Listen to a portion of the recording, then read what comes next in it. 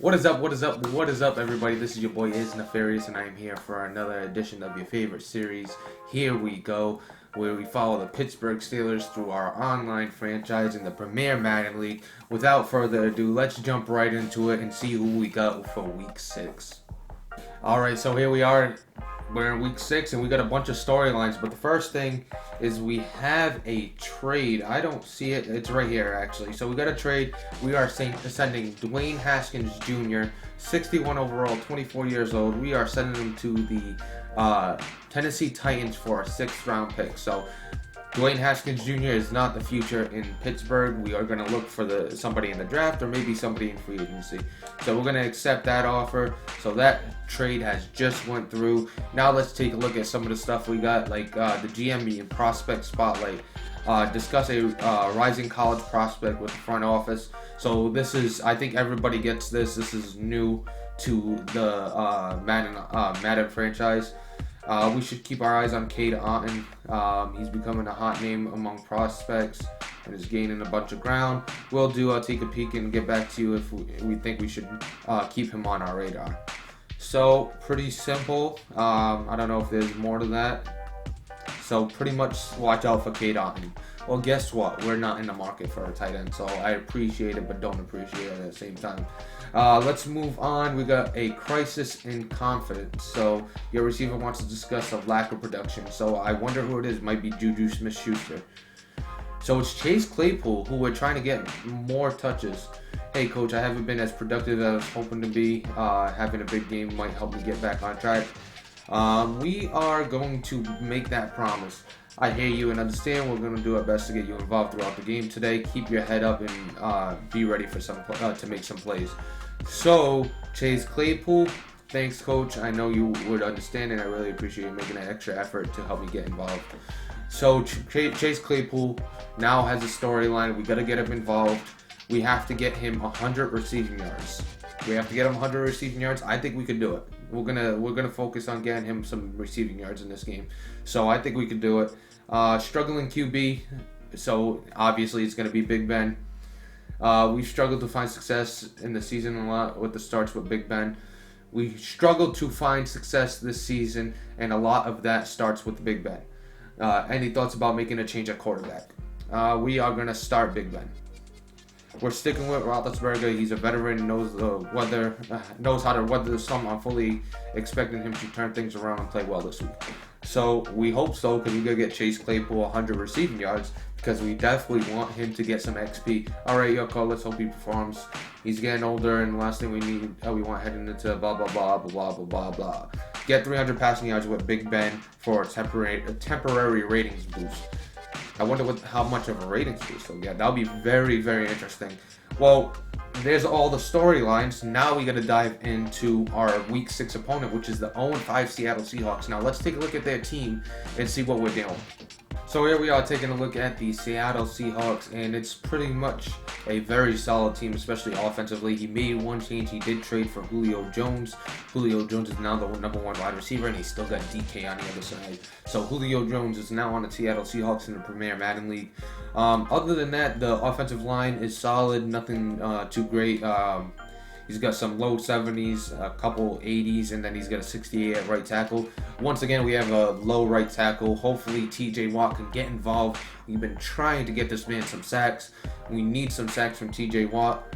Speaking about TJ Watt, he is no longer on the trade block. He will not be moved. I have a new and acting GM for the series. He will be dealing with possible trades and stuff like that, and we'll discuss possibly moving some players, but one thing he wanted, TJ Watt off the block. So TJ Watt is no longer on the block. But back to the Seattle Seahawks. The defense is really good.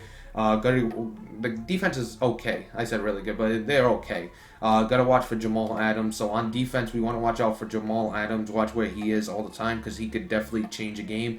And then on offense, we want to blitz a lot. We're going to try to blitz a lot and hope they can't beat us downfield. Try to keep everything in front, blitz heavy, make them throw short, make our guys come up and make tackles, stuff like that. So that's going to be the game plan on offense and defense. Offense, watch out for Jamal Adams. We're going to try to throw the ball, because we got the storylines for Chase Claypool and Big Ben. So we definitely want to get the ball in the air. And then on the defensive side, we're going to blitz heavy. Blitz all or nothing. We need to find a way to play a little bit better defense. Our corners are terrible. We need some help in the defensive backfield besides Minka. Terrell Edmonds is good though. Besides Minka and Terrell, the corners one-on-one just get burnt and they don't have any speed. So this is a very dangerous team to be blitzing and have single coverage against. So hopefully we don't get burnt on that. But yeah, that's going to be the game plan as far as the Seattle Seahawks. But let's take a look at their X factors and see what we're dealing with. All right, so here we are taking a look at the Seattle Seahawks. We got Russell Wilson, who's an X factor. He has blitz radar, so when he's in the X factor, we might not want to blitz as much. He has escape artist, clutch, gutsy scrambler, agile extender, long range Jedi. So definitely could get outside the pocket. Definitely got to watch out for that. Maybe a lot of contains as well. Then Bobby Wagner has momentum shift, strip specialist, and tackle supreme. Julio Jones, double me, mid out elite, and then outside apprentice. So he's got additional hot routes on the outside. Jamal Adams has the reinforcements, enforcer, and then a flat zone KO. So if we see him in the flat zone, he's probably going to knock out the ball. DK Metcalf has deep out elite and red zone threat. So you definitely got to watch him in the red zone, and the deep out elite is nice as well. But going up against Drama Man, hopefully we can come out with our first one. I know he needs his first one as well. Let's take a look at the weekly strategy and get that all set up and see what we get from training. All right, so here we are in the training. We got Najee Harris, who's always there. He didn't have a player of the week last week, so he's gonna actually stay there because he's our focus player actually all the time. So he's gonna stay there, but we're gonna change these two possibly. Chase Claypool actually got player of the week last week, so he is gonna maintain that. And then on the other side of the ball, we are going with Cameron Sutton, who had a very good game last game, had an interception himself. So he's going to be our focus player on that side of the ball. Let's see if we get anything good. Hopefully everybody remains healthy. That's going to be our real goal this week, is just make sure we stay healthy. So taking a look, no injuries so far on the defense. Well, this is the offense, so we're good on offense. No injuries on defense. Hopefully everybody's healthy as well. Taking a look at the defense. All right, so nobody's injured on defense as well. So we went out without any injuries, and we got some XP for somebody. Najee Harris is gonna get a role, so that's really good. We're gonna upgrade his power back. That's gonna fit our scheme. Hopefully, 2 awareness, 2 break tackles. So what is his awareness and break tackle at right now? Well, we don't care about the awareness, but what's the break tackle at? 84. So he's at 82, and then we still need a lot of downs played for him to have his ability unlocked. So Zach Gentry, we're gonna get his vertical threat up. He's probably not gonna be with us for long, but we'll upgrade him there. Nothing really we're worried about. Run support for Carl Joseph. Maybe we put him in a slot, but we got Joe Hayden in the slot. So what's his ratings? 86 speed, so he's real slow. We would rather have Joe Hayden, to be completely honest.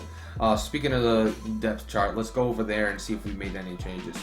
Alright, so here we are at our depth chart. Nothing really crazy that changed. The one thing that changed on our side is Melvin Ingram is out of the doghouse last couple of weeks.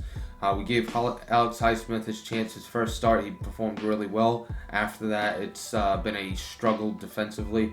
Even though Ingram was having a tough time getting the quarterback down, he was getting to the quarterback, at least applying pressure. So he's going to be back in there, and we had a one-on-one with the linebackers coach, just making sure he was wrapping up and bringing down something, because we can't have any more broken sacks.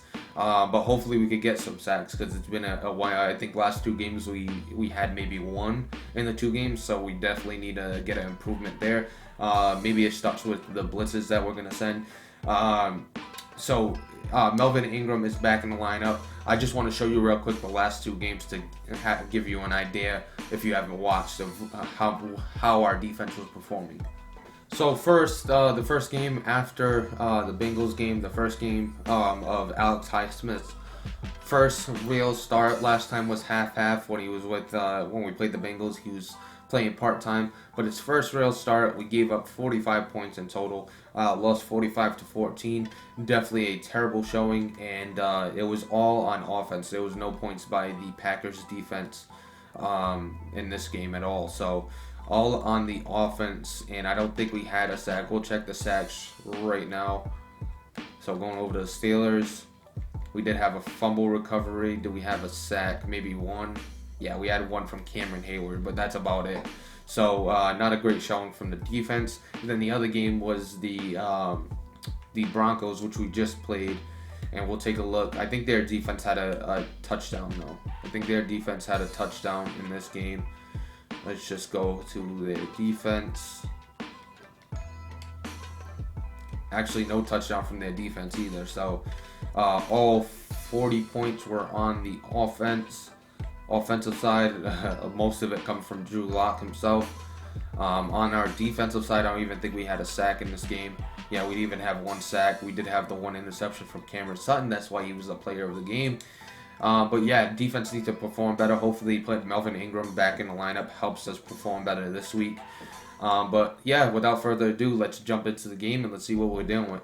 So here we are taking on the Seattle Seahawks. We are the Pittsburgh Steelers. I was about to say taking on the Pittsburgh Steelers, but we are the Pittsburgh Steelers. Maybe we are battling ourselves a little bit, and that's why we're 0-5 on the season right now. And it doesn't start off too good. On a 3rd and long, we had a chance to get him off the field. He's able to extend the drive, and then he hits his wide receiver as Madden doesn't offer an animation to us when we try to go up for that. Madden, you're going to be kidding me. You have to be kidding me. And then you're going to add onto it with an Eric Ebron toss-up interception to, I don't even know who 23 is on the Seattle Seahawks because they're all bums. But there's Russell Wilson making a random throw. And Minka Fitzpatrick jumps right in front of, I believe that was DK Metcalf there. Jumps right in front of DK Metcalf with those stupid-ass pads on. The user of the Seattle Seahawks has no taste and style. He has huge-ass pads on all his guys. And I guess it pays off there as he gets a fumble by his defense. Jamal Adams hits Najee Harris. That's his first fumble. I think that might be the second or third of the year. Maybe even not. That might be the first fumble of the year. But he's going to hit TJ Lockett right after for a touchdown.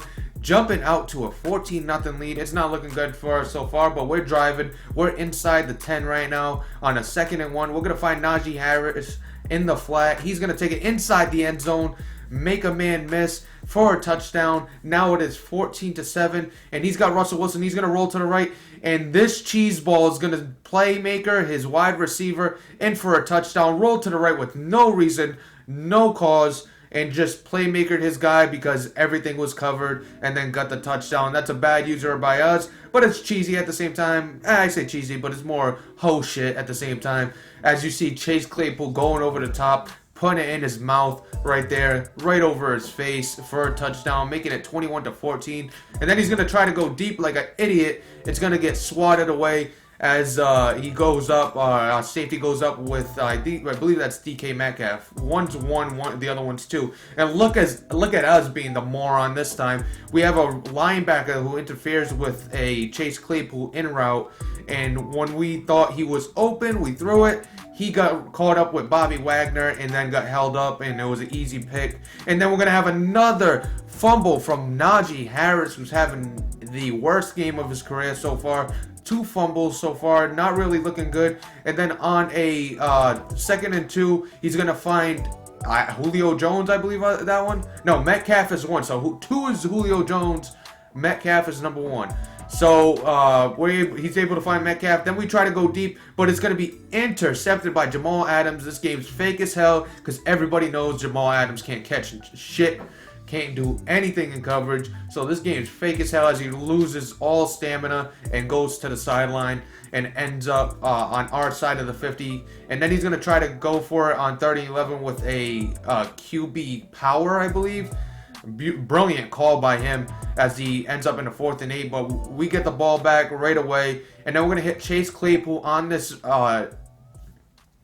go route, and he's going to take it into the end zone as we celebrate in style, making it 35-21. We're still down by 2 scores. We just need a stop, and we get a stop with a Stupid throw by Russell Westbrook. That's not on him. That's on Russell Westbrook. Totally missing this guy. And then we come down and score with a nice dot over to Benny Snell for a touchdown, making it 35-28. We're able to stop him, but we get the animation and we miss it. We miss the animation. We get the animation for a blocked kick and we miss it somehow, some way. As you can see, we get up out of our chair after that, and we're driving a little bit. We went with triangle. That was the wrong read. We should have went with X, and he's gonna take that to the house, and that's pretty much gonna end the game. The final score being 45 Seattle Seahawks, 28 for the Pittsburgh Steelers.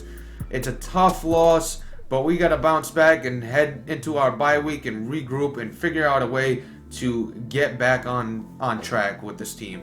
But that's it for us on the game. Let's jump over to the post-game stuff.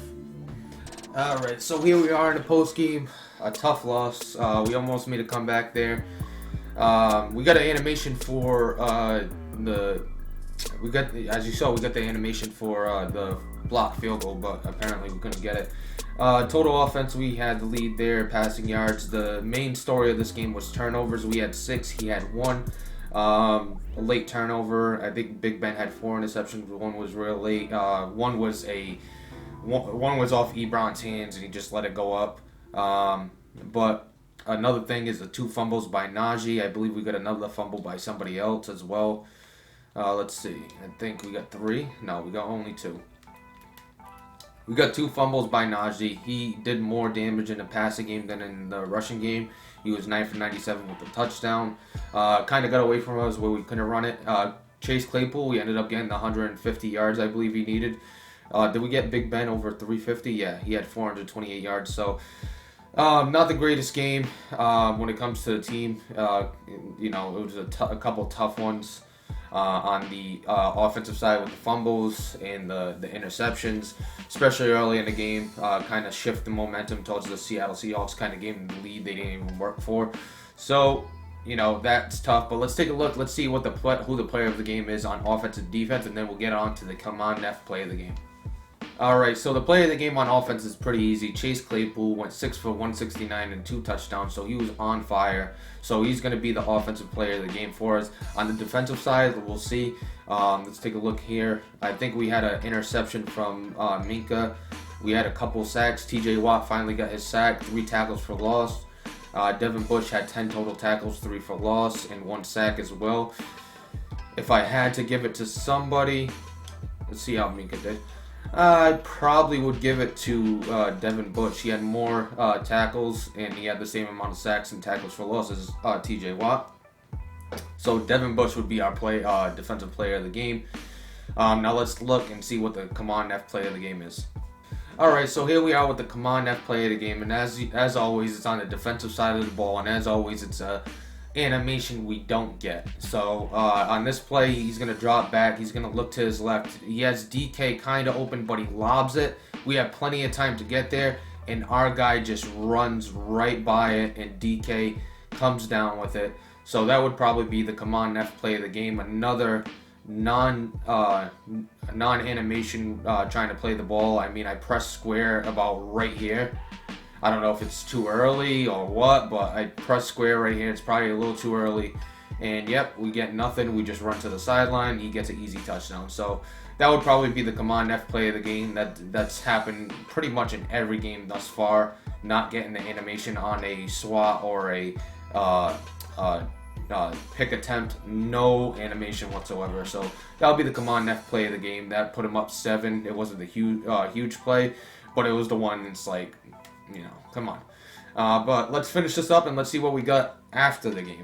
We succeeded in those 2 stories, so that's good. So let's see what else we got. Oh, it kicked us out. Well, we got to sign into EA and go back in and see what else we got. I think we're on a bye next week, or do we play somebody in the AFC North? I'm not quite sure. I will have to check. We might be on the bye. Yeah, we're on a bye next week, then we come back and play the Browns. So, struggling QB. We ended up getting this. It was really good to see Big Ben on track. Have a productive game. It's going to be a nice confidence boost for him over the next few weeks. So he's got that. Awesome. We should still think long term. We can't hurt the upcoming prospect trade, blah, blah, blah, blah. So pretty much saying, hey, Big Ben did play well, but let's keep an eye out for somebody else.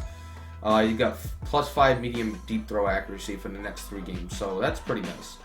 All the right moves, you receive 5 staff points. We'd even do the goals, like the weekly goals. We'd even mess with those. So we got to see what we had and if we even came close. It was bittersweet to have a nice game and not end up winning. I want to be I want to be happy, but at the same time, the win is what matters most.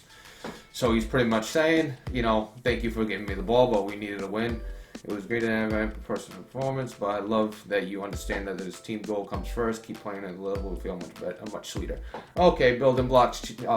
Chase Claypool was in good spirits after this big game. So he didn't really get anything for it. He just got good spirits. So that's nice. So we're playing for good spirits now. So we got some points, 38 points. We're not sure where are we going to spend this. That'll probably be a next episode thing. We'll see next episode where we're going to spend it. It was nice to see TJ Watt get a sat again.